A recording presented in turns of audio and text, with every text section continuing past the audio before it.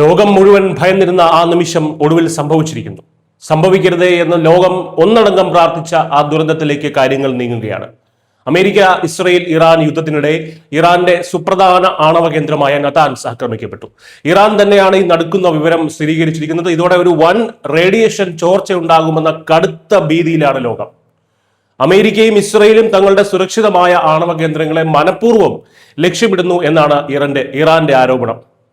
സ്ഥിതിഗതികൾ എത്രത്തോളം ഗുരുതരമാണെന്ന് അന്താരാഷ്ട്ര ആണവോർജ ഏജൻസിയായ IAEA പ്രതികരണത്തിൽ നിന്നും വളരെ വ്യക്തമാണ്.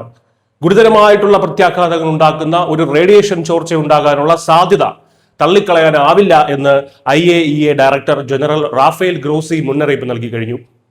ഒരു ചോർച്ച ഉണ്ടായാൽ വലിയ നഗരങ്ങളോളം വലിപ്പമുള്ള പ്രദേശങ്ങളിൽ നിന്ന് ജനങ്ങളെ കൂട്ടത്തോടെ പലായനം ചെയ്യിക്കേണ്ടി വരുമെന്ന ഭയാനകമായ യാഥാർത്ഥ്യമാണ് ഏജൻസി ചൂണ്ടിക്കാണിക്കുന്നത്. അതിനിടെ ഇറാന്റെ ആണവോർജ സംഘടനയുമായി ബന്ധപ്പെടാൻ IAEA ശ്രമിക്കുന്നുണ്ടെങ്കിലും ഇറാൻ ഇതുവരെ യാതൊരു പ്രതികരണവും നൽകിയിട്ടില്ല എന്നത് വളരെ വലിയ ആശങ്ക ഉണ്ടാക്കുന്ന ഒരു കാര്യമാണ്. നിലവിൽ അയൽ രാജ്യങ്ങളിൽ റേഡിയേഷൻ തോത് സാധാരണ നിലയിലാണെങ്കിലും നതാൻസിലെ കേടുപാടുകൾ വലുതാണെങ്കിൽ ഏത് നിമിഷവും കാര്യങ്ങൾ വഷളാകാം.